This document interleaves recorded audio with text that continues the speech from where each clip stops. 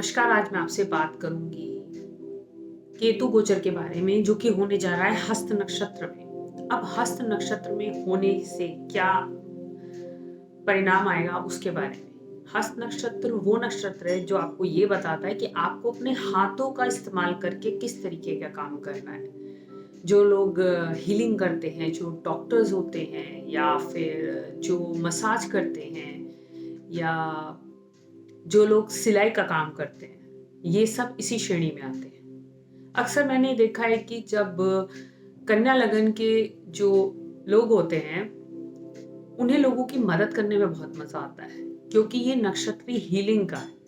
अब इसमें केतु आ जाए, केतु का क्या काम है? केतु का काम है इस चीज को बढ़ा देना या इसकी तरफ ज्यादा रुझान हो जाना। तो एक एक करके हम ये देखते हैं कि सारे राशियों के लिए ये परिणाम कैसा देगा। एरीज राशि के लिए, एरीज राशि में जब केतु आएंगे, वो भी हस्त नक्षत्र में, तो इसका कैसा परिणाम रहेगा? बहुत इजी है। सबसे बढ़िया बात ये होगी कि आप लोगों से उलझना नहीं चाहेंगे, और अगर लोग आपसे उलझते हैं तो एक बात तो पक्की, वो आपसे जीत नहीं पाएंगे, क्योंकि केतु इस नक्षत्र में बैठ के आपको हर चीज में जीत दिला देंगे। लेकिन अगर आप ज्यादा इमोशनल होकर सोचेंगे, वहां पे आप परेशानी में पड़ जाएंगे। सबसे ज्यादा परेशानी आएगी आपको अपने घर की तरफ से।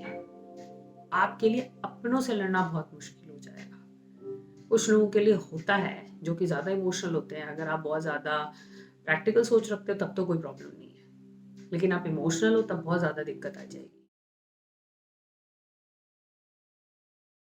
टॉरस यानी वृषभ राशि के लिए, वृषभ राशि के लिए केतु का गोचर होने जा रहा है पंचम स्थान से, वो भी हस्त नक्षत्र में। हस्त नक्षत्र में केतु का गोचर,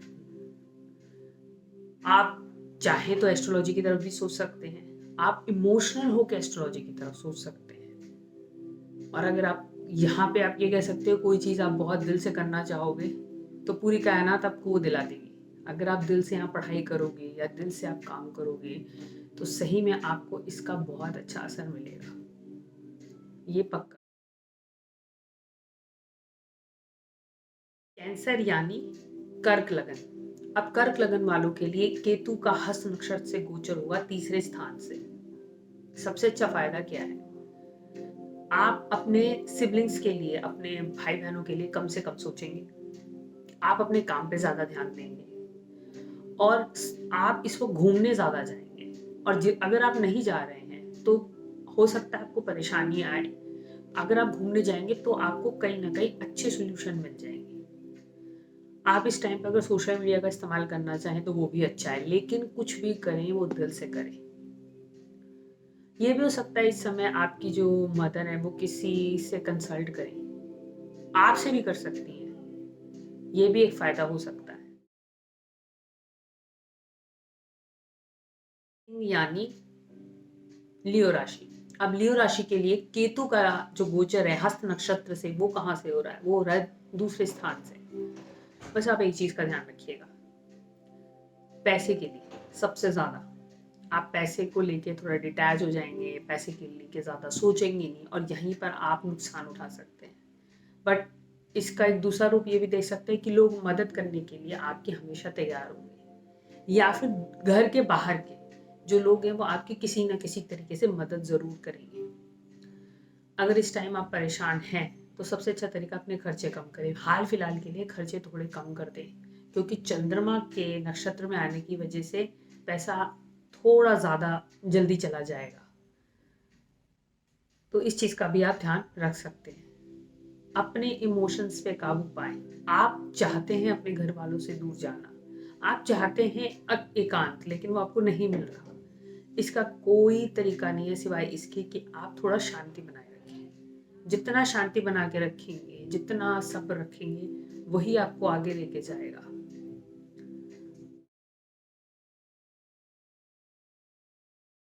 कन्या यानी वर्गो राशि से, अब केतु का जो गोचर है वो हस्त नक्षत्र से हो रहा है, वो भी लगन में। बहुत अच्छा तरीका ये है कि आप ज्यादा से ज्यादा लोगों से मिलें, तब आपको जाके कुछ इमोशंस आपके बढ़िया होंगे।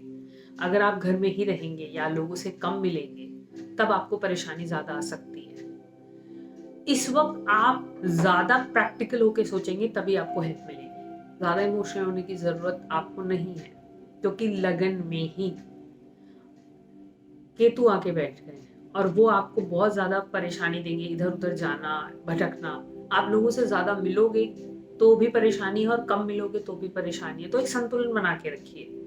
जब परेशान हो तो आप बाहर जाके लोगों से मिलिए, अन्यथा आप अपने पे भी ध्यान दे सकते हैं। वो आपको बहुत ज्यादा हेल्प करेगा ग्रो करने में। केतु वालों के कन्या और लगन वालों के लिए ये गोचर सबसे अच्छा क्यों है? क्योंकि ये आपको आत्मज्ञान देता है, ऐसा ज्ञान जो आपको बहुत ज्यादा आगे बढ़ने में मदद करता है।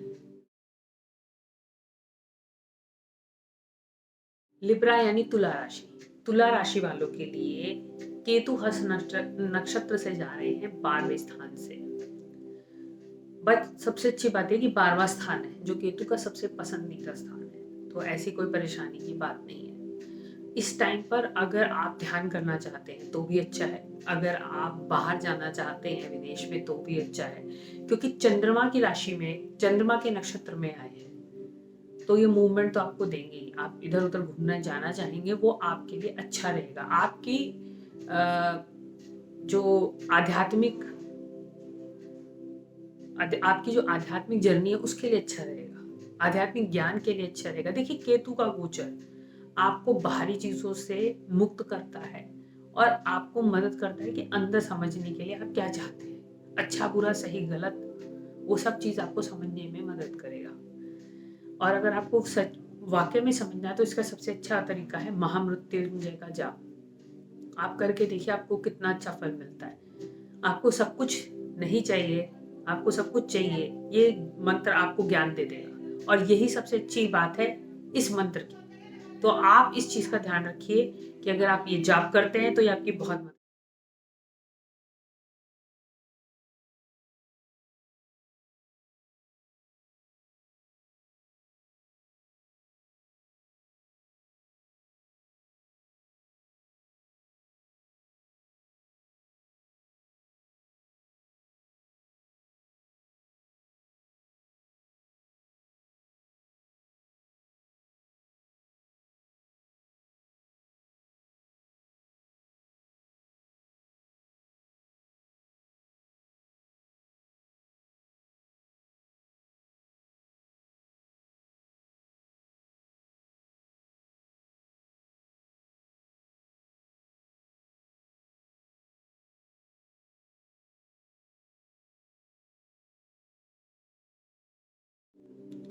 स्कॉर्पियो यानी वृश्चिक राशि। वृश्चिक राशि के लिए केतु का गोचर हस्त नक्षत्र से होने जा रहा है, वो भी 11वें स्थान पे। लेकिन यह आपके लिए बहुत अच्छा नहीं है। इसकी वजह क्या है? केतु मुक्ति दिलाता है, ठीक है, और वो भी चंद्रमा के नक्षत्र से के द्वारा इस वक्त वो मदद कर रहे हैं। अब आप मुक्ति की तरफ नहीं जाएंगे, आप जाएंगे छाव की तरफ, क्योंकि ये तो है 11वां स्थान। तो ये परेशानी का कारण है। केतु 11वें स्थान में ज्यादा अच्छे परिणाम कभी नहीं देता, क्योंकि इंसान की इच्छाएं इतनी ज्यादा होती है कि वो मुक्ति नहीं हो पाता। जब हमें किसी चीज से मुक्ति पानी होती है तो हम उस चीज में कार्य तो करते हैं पर इच्छाएं नहीं रखते हैं, तब जाके मुक्ति मिलती है। लेकिन 11वें स्थान में क्या होता है, आप इच्छा भी रखते हैं और काम भी करते हैं, इसीलिए आपको मुक्ति नहीं मिलती। तो अगर केतु का गोचर 11वें स्थान से है और अगर आपके बर्थ चार्ट में भी 11वें स्थान में केतु है ना, तो ये समझ लीजिए आपको परेशानी रहेगी ही रहेगी, क्योंकि आप बिना स्वार्थ के, बिना इच्छाओं के तो काम करेंगे ही नहीं कभी भी किसी का, और यही आपकी परेशानी का सबसे बड़ा कारण बनेगा। लेकिन ये चंद्रमा के नक्षत्र से है तो आपके भाग्य में वृद्धि जरूर करेगा, इसमें कोई परेशानी, इसमें कोई दो राय नहीं है। लेकिन वही है कि कुछ लोग होते हैं जिनके पास सब कुछ होता है, वो परेशान रहते हैं। हाँ, ये केतु 11वें स्थान वाले ही होते हैं। तो गोचर में भी आपको कुछ वैसे ही परिणाम मिलेंगे, थोड़े कम थोड़े ज्यादा।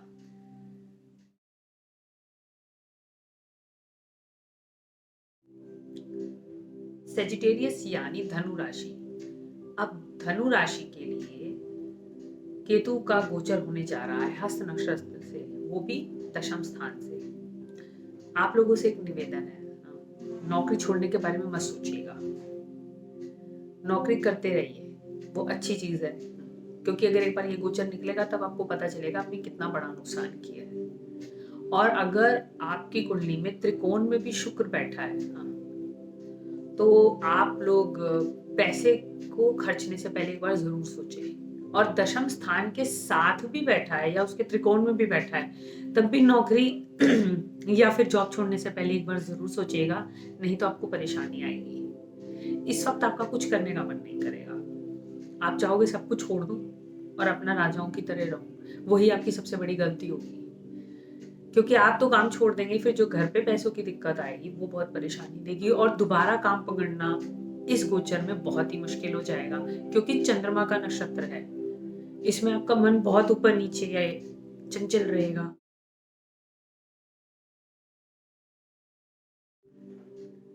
कैप्रिकॉन यानी मकर राशि, मकर राशि के लिए केतु का गोचर होने जा रहा है हस्त नक्षत्र से, वो भी नवम स्थान पे। इसका मतलब ये नहीं है कि आप कट्टरपंथी की सोच रखें, आप इस समय सोचे कि आपको आध्यात्मिक रूप में क्या करना है। देखिए, आप केतु का गोचर कहीं भी हो रहा है, अगर उस चीज को आप आध्यात्मिक दृष्टि से देखेंगे वो चीज आपके लिए आसान हो जाएगी। और पर उसमें आपको आत्मज्ञान होना चाहिए। ये नहीं कि उसमें आपको ज्ञान ही नहीं मिल रहा, आत्मज्ञान बहुत जरूरी होता है।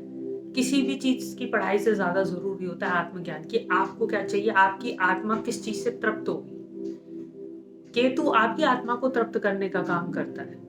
तो नवम स्थान में जब भी गोचर होगा हस्त नक्षत्र में, तो आपकी आत्मज्ञान कैसे होगा? वो होगा सिर्फ और सिर्फ रिलीजन के थ्रू, यानी धर्म के थ्रू। तो धर्म से अगर जुड़ी चीजें आप करते हैं तो आपको ज्यादा ज्ञान मिलेगा कि आप और क्या क्या कर सकते हैं जो कि आपको खुशी दे। हम रोजमर्रा की जिंदगी में सबको खुश रखना याद रखते हैं, लेकिन अपनी खुशी, अपनी आत्मा की खुशी नहीं कर पाते। तो आत्मज्ञान आपको वो सुख देगा जो शायद कोई नहीं दे सकता। तो ये भी जरूरी है।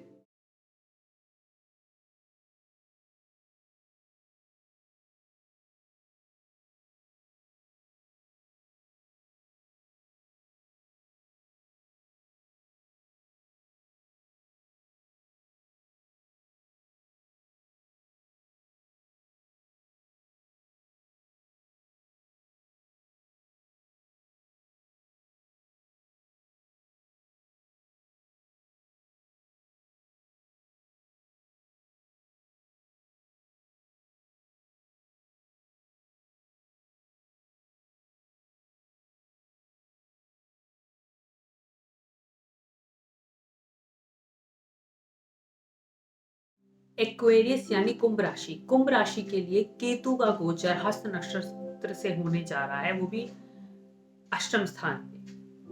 अब केतु अष्टम स्थान पे है, पहली बात तो ये घर ही स्पिरिचुअलिटी का है, एस्ट्रोलॉजी का है। कोई भी हिडन नॉलेज, वो जो आपको आसानी से कोई नहीं मिल सकती, जिसके लिए आपको बहुत मेहनत करनी पड़ती है, साधना करनी पड़ती है, तब वो ज्ञान आपको मिलता है, वो अष्टम स्थान से पता चलता है। अब उसमें भी केतु आ जाए तो आपको क्या करना है? आप कोई भी अगर विद्या यहाँ पे अर्जित करना चाहते हैं जो कि आसानी से नहीं मिल सकती, तो केतु इसमें आपकी बहुत मदद कर सकते हैं। और केतु की मदद यहाँ पे इसलिए होगी क्योंकि चंद्रमा यहाँ थोड़े कमजोर हो जाते हैं। अष्टम स्थान में वैसे भी ग्रह, इसमें चंद्रमा अच्छा नहीं माना जाता, यहाँ केतु ज्यादा बली है। तो आप केतु को बली करोगी ना, तो चंद्रमा भी थोड़ा बेहतर हो जाएगा। तो आप अपने आत्मज्ञान के लिए ऐसी विद्याओं की तरफ जाएं जो कि आपकी आत्मा को खुशी दे, जो कि आपको बताए कि दुनिया में और भी चीजें हैं जो आपको खुशी दे सकती है। देखिए, बृहस्पति से ज्यादा केतु होते हैं जो आपको खुशी देते हैं और जो आपको हर चीज से दूर भी कर सकते हैं और साथ भी ला सकते हैं। केतु आपको डिटैच भी कर सकता है और सबके साथ भी ला के रख सकता है। ये फर्क पड़ता है कि आप उसका इस्तेमाल कैसे करते हैं। अब केतु या अष्टम स्थान में जो गोचर कर रहे हैं, आपकी जिंदगी में ऐसे लोग आएंगे जो आपको ऐसा ज्ञान देंगे जो आपने जिंदगी में कभी सोचा भी नहीं होगा, और वो आपके नजरिए को बदलने की ताकत रखते हैं। तो अगर आप इस चीज के बारे में सोचते हैं कि हाँ, मुझे ऐसा कोई ज्ञान अर्जित करना है तो आप इस दौरान ये ज्ञान अर्जित कर सकते हैं, क्योंकि ये समय निकल गया तो फिर कौन से दिशा में या कौन से गोचर में आपको दशा में या गोचर में मिलेगा वो भगवान ही जाने, लेकिन इस वक्त बेहतर है आप इस तरीके से सोचें।